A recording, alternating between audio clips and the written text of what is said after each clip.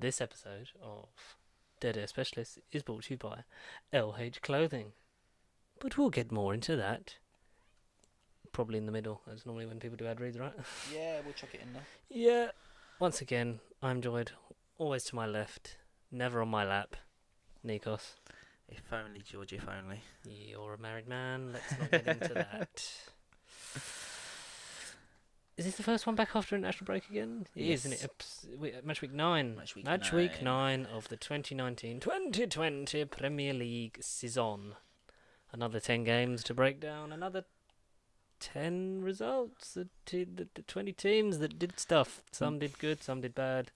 Some did okay. Some played on a Monday night and lost to Sheffield United.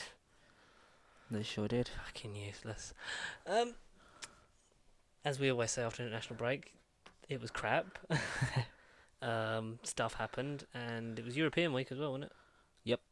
That was good for you. Yes. I mean, and you guys are playing tonight. We are. We're playing Vittoria at home, and we'll probably play really well in that, and that's going to be really annoying.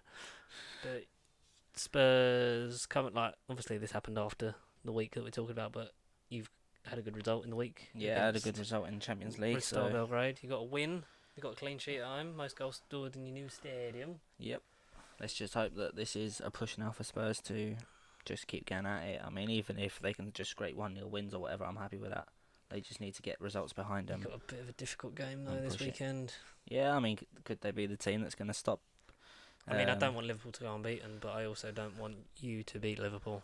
So it's a dilemma.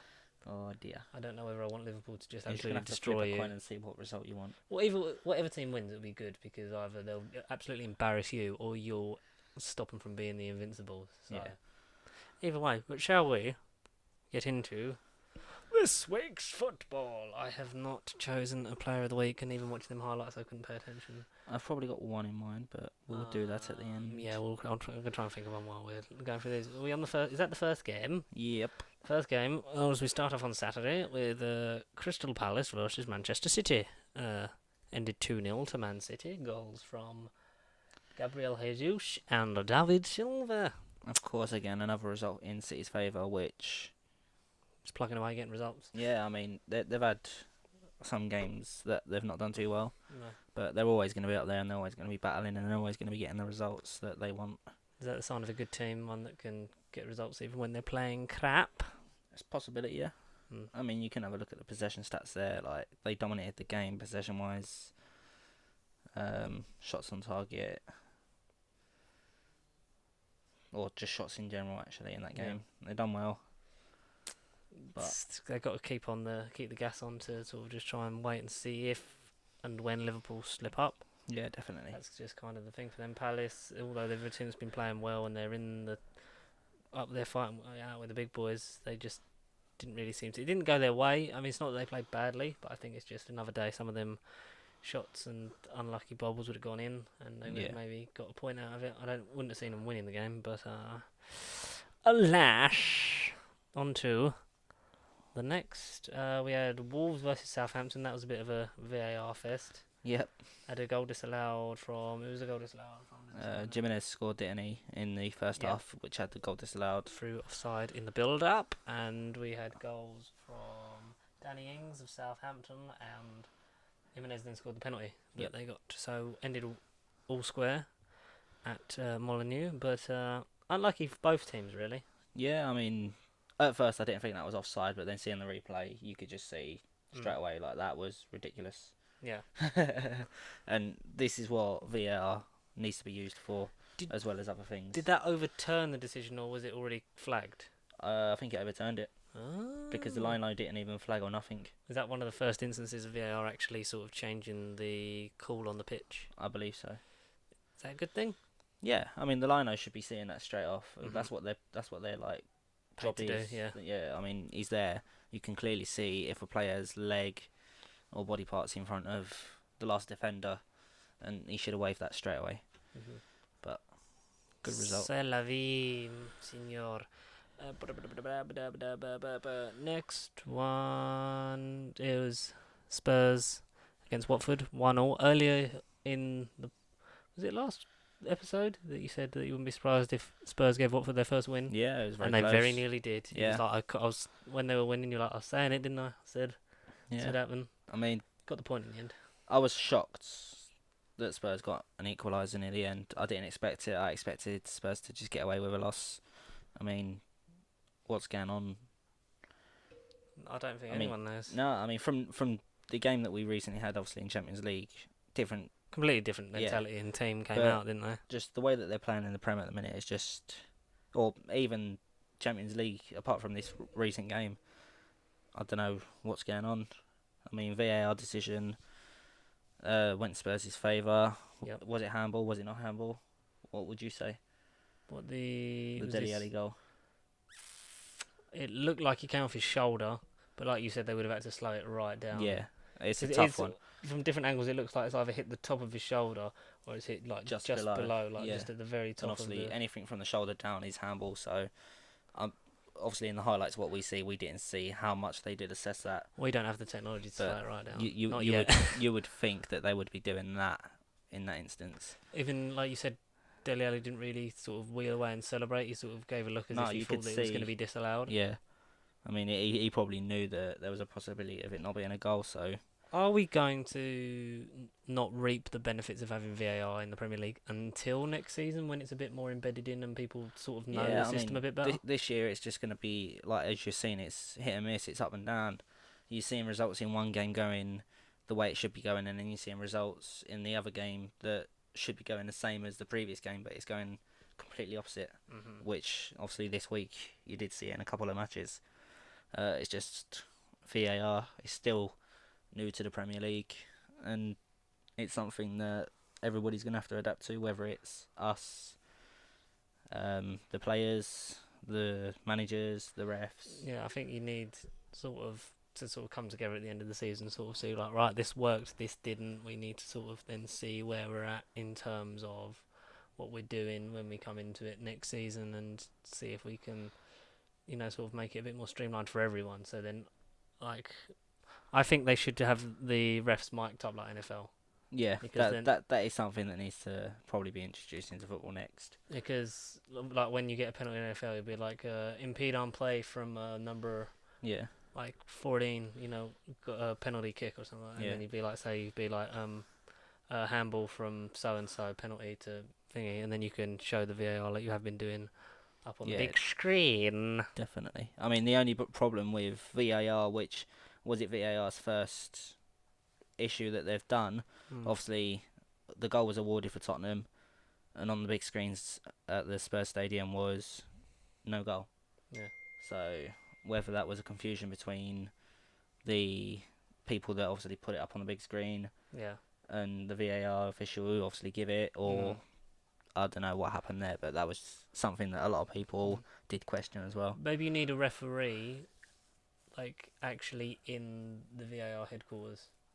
Yeah. Instead of just like a VAR official, you need that as well. So sort of like the technical side of the game and the person who's actually been on the pitch. You need like maybe one of them there in there as an official. I don't know. Yeah, definitely.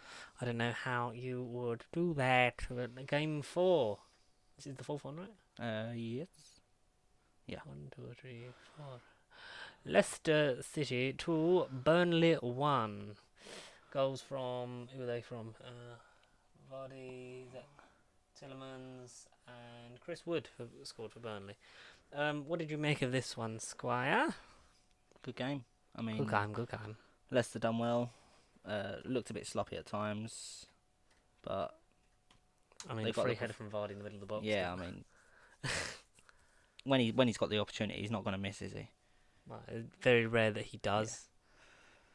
Leicester, are they favourites for you to maybe snatch a European place? They might sneak in there. I mean, they're sitting in a good position at the minute, I believe. Let's just have a swipe. Yeah, they're sitting in 3rd place at the moment. So they could upset one of the top 6. Could be. Would you like to see that happen? It's nice when... if Spurs can sneak themselves in there, then yeah. If Spurs can't sneak themselves in there, then no. Depends where you're sitting come like May then. I mean, I don't expect Spurs to be in the top 6 or maybe just shy of the top 4, depending on how obviously future results go. I mean, you've got a very tough game this weekend, so that was game 4, wasn't it? Yeah. So, a bit of standard, like all Leicester's way again, really. Yeah, Burnley never sort of really got going. I think it was a sloppy, like I said, sloppy defending that sort of gave Burnley their goal. Yeah. But apart from that, I think Leicester just were in the driving seat and just they feel like the Leicester of old, the Leicester that won the league. They seem to be playing in that kind of ilk. Yeah. But hey ho, game number 5. Chelsea 1, Newcastle 0. Bit of a lucky game really for Chelsea because although they've been sort of riding high with the young kids getting all the goals and playing really well, this one seemed to sort of get away from them a bit. They should have scored more goals in this game, 100%. They only got the one, which, as we've said before, whether it's one goal or whatever, it's going to give you the 3 points and it's going to give you that win. Yeah, that's what you want. So, I mean, that's... Goals win games, games win your points. Yeah, 100%. But I personally think that they should have got a few more goals out of that game because they did play some good football. But it was kind of slow at times as well. Yeah. Which, it's not the way that Chelsea have been playing recent. Yeah. So... Do you think Newcastle deserved anything from that game, or was it all Chelsea on the front foot? They could have snuck in a goal. I mean, they looked like they could have got a goal in, but... I feel like Chelsea never looked like they had a strong foothold in the game because they sort of just would have a scrappy like couple of minutes, and then sort of it would be back to sort of just a lot of the action. I think was in the middle of the park. Yeah. This game, it wasn't really end to end. It was a lot of like trying to fight out in the middle and break them on the counter, and then it was a lucky bobble from Alonso's shot which took it past the keeper. I don't know who's in goal for Newcastle anymore. It's not Tim Krul. Tim Krul plays for somebody else. Is it Hennessy's like Palace or something, isn't he? I don't know who's in goal. I don't care. But what you should care about is LH clothing. Yes. See, that's not that in the middle there. That was like smooth. If you've got Instagram or Facebook, give them a search. At Give them LH a Clothing follow. Brand on Instagram. www.lh-clothing.com, who've been kind enough to supply us with a discount code. So if you use the code George20 at the checkout, should have got a pasty sheet one, but that'll be next time. And you'll get 20% off your order. Very well made, good quality. Yeah, definitely good quality. Good on the delivery as well. 1 to 3 business days, I think, is the average. Yeah. And I got it by the Monday, and I ordered on the Thursday, and I only had to pick it up from the post office on the Tuesday because I was out Monday. But apart from that, really good, really, well maintained, good up and coming clothing brand, and the first of many that we hope to be associated with in some kind of way. That is true. Yeah. Is that it? Do we need to say anything else about that? No, I think that's pretty sweet. But yeah, I reckon so guys link in will the description appreciate below for the website, and Yep. obviously at LH Clothing Brand on Instagram, and I believe they have a Facebook page as well. And if you want to know any more, obviously, just drop George. Send me an message email. Or an email, and he can set you up Pasty with... Sheet Productions at gmail.com. Are you sure? I'm not sure about anything. You received. didn't seem too sure. I haven't received any emails from either Nerd Bible or for just Pasty Sheep in general in a very long time. I'll send you an email just to make you feel some love. Yeah.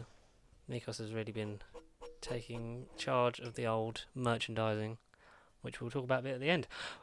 Game 6. Game 6.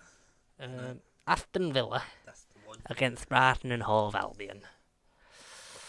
Villa are starting to get a nice little run together. Yeah. Do you think they're still in danger of going down, yes or no? Possibly. I mean, the game They've had a good run of games to sort of get their results, haven't they? Yeah, the game was 50-50. I mean, they've pushed themselves up the table now, so they're sitting in 12th place, which is good for Villa. But obviously points are still close between... We're still only 9 games in. I mean, Yeah. there's still a lot of teams on similar points, if not like 1 Yeah. or 2 points ahead. So So- one weekend can change it all. Definitely. So yeah, I mean, they're pushing in the right direction right now, so... And Brighton still sitting middle-ish, aren't they? Sort of Brighton are in 16th. yeah, they're still So all right. They're not in danger of going down just yet. Goals from Jack Grealish and Matt Target. Matt Target. A goal from Webster for Brighton early on, but it was cancelled out. Grealish was a bit of a messy one, bit of a fumble, but every goal counts. Yeah. Goal's a goal. Goals win games. I mean, Target's goal was a pretty good goal as well. Yeah, very well And taken. Last like second of the game as well. Well taken. That composure from that angle to sort of slot in. Very well done to that young man. Second yellow card offence. Oh yeah. Aaron Moy got sent off after the double bookable defence. Stupid thing to do. Go through the back of Jack Grealish. Yeah. When you're already on a yellow card. Yeah. Even if you're not booked, like that's looking for a red, isn't it?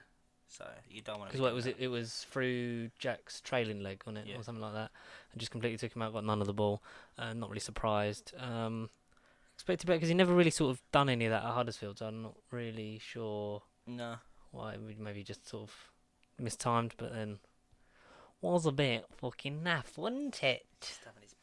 He's having a moment. That's all right. He's probably knackered. It was a boring one. Yeah. Bournemouth 0, Norwich 0. It was just nothing. It was nothing but yellow cards. A lot of almost 50-50 possession for both teams. It was very sort of close.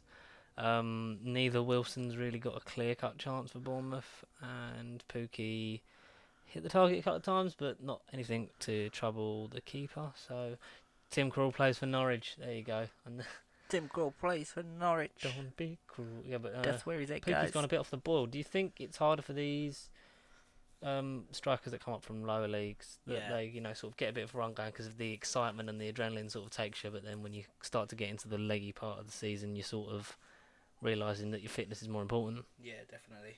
I mean, it's a whole new kettle of fish for them, isn't it? I mean, playing Premier League football compared to Championship. Yeah, Championship's still a decent league, and it's, I don't know, would you class it as more competitive because you've got more teams in it?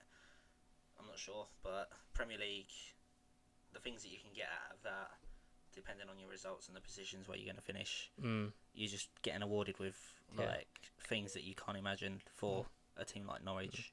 A lot of games sort of hit you hard and fast in the Championship, and then you get sort of, as soon as you almost get a run going in the Premier League, then you break for international, and then you sort of seem like, sort of never really got up to speed. But hopefully you can.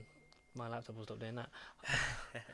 But I don't see Norwich in danger of going down, nor Bournemouth. I think they're sort of, Eddie Howe's doing some remarkable things with that squad, and I see him as a mid-table team, and I expect Pookie and co to stay up and fight again next season, maybe. Yeah. But still early on. We'll judge this more like past the halfway point. Yeah, definitely.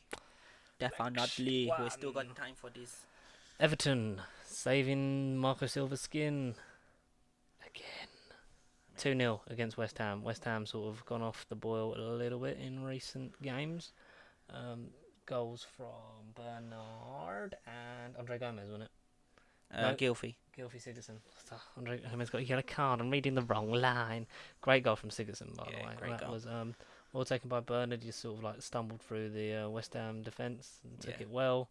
And like we said, great goal from Gylfi Sigurdsson, composed, just like the old days when he used to score for Spurs and Swansea, really, wasn't it? Yeah, I mean, I used to love seeing him scoring them sort of goals, and just that goal in general, well deserved. Great player, getting a bit old now, so I don't think he's getting as much playing time as before, which, unfortunately, when you become an older footballer, these things can happen. As we know.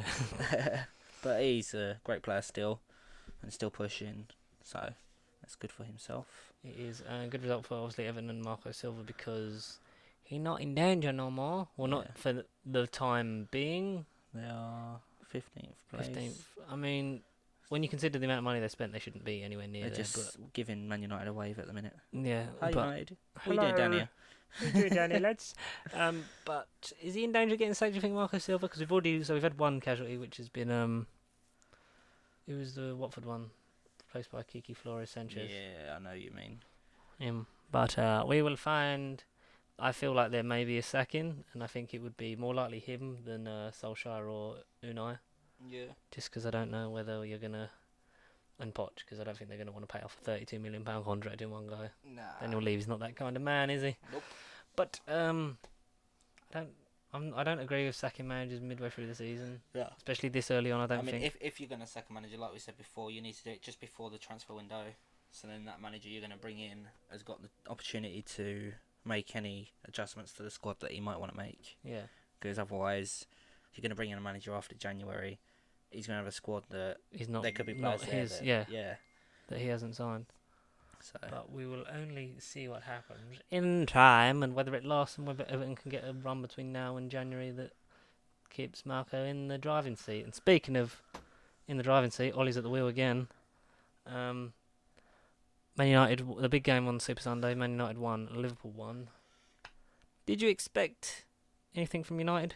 I mean, when they scored the first goal, because I watched a bit of the match, when they scored the first goal, I thought they could have it in the bag. Yeah. But obviously at Would the have end, been a very United thing to do, play crap and then sort of turn up against definitely. Liverpool, I mean, which I sort of expected. Liverpool at the end, obviously they got their goal through Lallana, which He's still knocking about. yeah, Well taken goal from Rashford.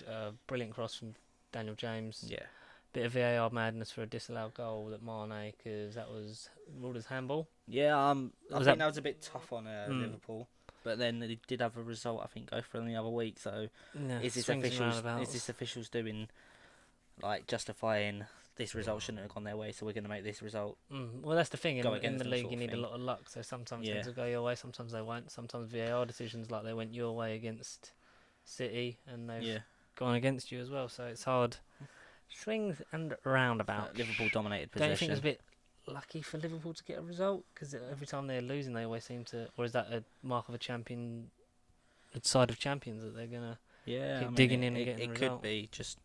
Just don't want them to go unbeaten. I don't care if they do it, but I don't want them to do it. Well, fingers crossed. Suppose we'll get the result of the weekend. Oh, but I wouldn't mind a sloppy 1-0, 2-1. I wouldn't mind either you win 1-0 or Liverpool beat you like 7-0. Like, that's the two ends of the spectrum I'm at. I want one Okay. of them. 1-0. I don't like the look of the 7-0. No.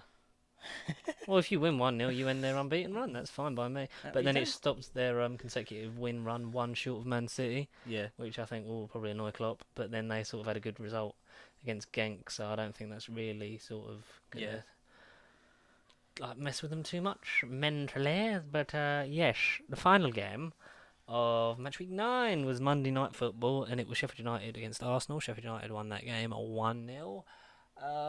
One word: boring, bland. I don't know what start this is. It was a bit of a dead game, wasn't it? I mean, Sometimes Monday night games are either really good or they're just really crap. There's no in between. And this was sort of Sheffield United played what I've always said on this since because Sheffield United have had a good run of results at home. That it would be hard to go to Bramall Lane. And then what happens when we go to Bramall Lane? We lose 1-0. But then you said it early on in the start of, what was it, match week, maybe 1 or 3, you did say it. yeah. And you pretty much Oh, the squad's out for tonight's game. you pretty much said that you guys were going to have a tough game there, and you did. I It was mean, very you, tough. You could have got a result out of it. Mm. You could have maybe got an equaliser. Like Pepe missing an open goal. A lot of people saying he's a waste of money. I don't think he is, because people just need to stick by players that are new to leagues. Like you're not going to become. he's come this from the French world-class- league. Yeah, He had a good one. True, he did have one good season, but it still is an adjustment period. And Henry went like 8 games without scoring a goal. Yes, he scored a goal before then because of the penalty, but I think what he needs is you need to play like I was going to say a Watford, but we played shit against them. But you need to play someone of that type, didn't you? You need so like maybe even like play him. He's not playing starting on the game tonight, but you need like a crap team to sort of get your eye in, get a few shots off, then let that give you a bit of confidence.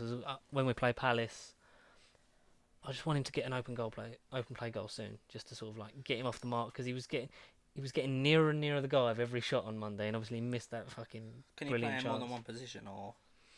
I don't know why we play him on the right when he's left-footed. Like, he is by definition a right winger, but he's left-footed, so he always cuts in on his left. So I feel I like think that's why they do it a lot. Like when Bale, obviously he was left back at Spurs, and they kind of just started using him on the right for him to cut in, so he can use his left foot to score. So a lot. But then of he's them do just that, as good but with both feet, though, really. Isn't he? I mean, it's good in that sense if they do cut in and do score whatever. Do you know what I would do if we're going to it's go with the front three of Pepe, Aubameyang, and Lacazette? Obviously, I said before I want it narrower. I want a 3-4-3 with a narrow front three, so that the width comes more from the wing backs. And I'd want Pepe on the left, Lacazette in the middle, Aubameyang on the right. Because I think like he'll be playing on his stronger side. Because like the prime example for me was in the Liverpool game early on in the season, where he threw on goal, but he had to set himself on his left when the ball was naturally like on his right. Yeah. And I feel like he needs to be more comfortable with that, or just be better at playing himself coming through on the left hand side, rather than because he's doing a lot of the running onto his right foot when he has to think it back and then hit it, which is where he's sort of either getting caught by defenders or just completely missing the fucking goal. But I think our problem lies in defence. It always has. I don't know why we're still playing Socrates and David Luiz in the Premier League. I thought as soon as international was over, it would be Tierney, Bellerin, Holding and Chambers, and that's what I want. That's what I want against Palace, because I don't think you can take Chambers out of that squad because he's been playing really well. And I'd also even make a case for Mustafi being in it. But I'm not paid $9 million a year to manage Arsenal, and people already like calling for Emery's head. I don't think so. Like he's not really got a substance or style of play, but these results have always sort of lingered, even through Wenger, like not playing well when we should play well against these kind of teams. I think that you need to. I'd judge him in May. If he doesn't get us Champions League football, then I'd say job would be under fire. But my main thing would be next season would be the one I would judge him on, because that would be he would have enough of his own players to put his own stamp on the team. But apart from that, I think he just needs to be bold and just drop defenders, and not because he's fair enough dropping Ozil if he's not performing well, but he needs to sort of push his ego aside, have Ozil in the side, because we haven't got that many attacking midfielders, and drop players that are playing shit, because David Luiz and Socrates cannot play together, and I want the best defence out there possible, and I don't think that back four, apart from Chambers, who was the only one that's played on a consistently well level, I don't think any of them have a case to sort of be in the starting 11 at the moment. No, I mean the issue is they're very similar, them two. So hotheads. Do you really want two players that are pretty much the same? No. In a team in that central defence, that's just going to ask for trouble. Yeah. Drawing a lot of fouls, giving away a lot of cards, giving away a lot of penalties and silly free kicks and stuff like that. It's not on. I think you drop them into the Europa League or Cup squad and do like what Mustafi's doing. Every time he's only played like 3 games, but he's come in and he's performed under pressure when asked of him, and he's kept clean sheets and played well. Yeah. So you've got to be critical of players when they play badly, but also able to praise them when they play well, which you're not getting with a lot of our quote unquote bad players. But like Xhaka, like even if he doesn't play badly but we lose, he gets blamed. Yeah, I mean, he had a great strike as well in that game. Great strike. It would have been lovely if that had gone in, because everyone would have been singing his praises. But he didn't have a bad game in centre mid. But I'm glad he got bought off. I think I don't know if he's having his month off now or not, but if he does, I think that will be good for his head. And I want a Guendouzi Torreira pivot, because Guendouzi's been taking games by the scruff of the neck, and you need a more mobile midfielder with someone like Guendouzi or Xhaka, because they're both a bit sort of. They like the time. They don't like the sort of. Whereas Torreira will just run around and just like sort of bite everyone's ankles and then kick the ball away. But we shall see. Shall we leave them with player of the week? Player of the week. I am going to chuck in. I was torn between 2 players. Oh, cheeky. Grealish had a good game. Sloppy goal he scored, but set up a good goal. But I'm going to hand it to. I just went blind then. He is in the Everton game. You mean blank, not blind? Yeah, same thing. Sigurdsson? Everton game? No, not Everton game. I'm Jack Paul. Leicester game. Yep. Where are we? There we go. Telemans. Fair enough. A very good goal scored again. Yeah, I mean, he had a good game, scored a good goal. So, I'm going to chuck it at him. You are going to chuck it at him. I'm going to chuck it at Musa, because it was a well-taken goal against Arsenal and took advantage of our crap defence. Mainly because I don't think anyone sort of stood out and shone as like, not even in the City game, you didn't sort of have anyone. No, there was no standout this week. No, and this is probably the toughest week. Yeah, and the Liverpool game was quite static and slow, and I would give it to Lallana, but he's crap. I'll give it to Dele Alli because he scored a handball goal according to a lot of people.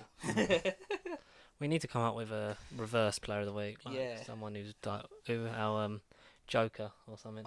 If we was to go with it today, I will hand it straight to the Arsenal goalkeeper.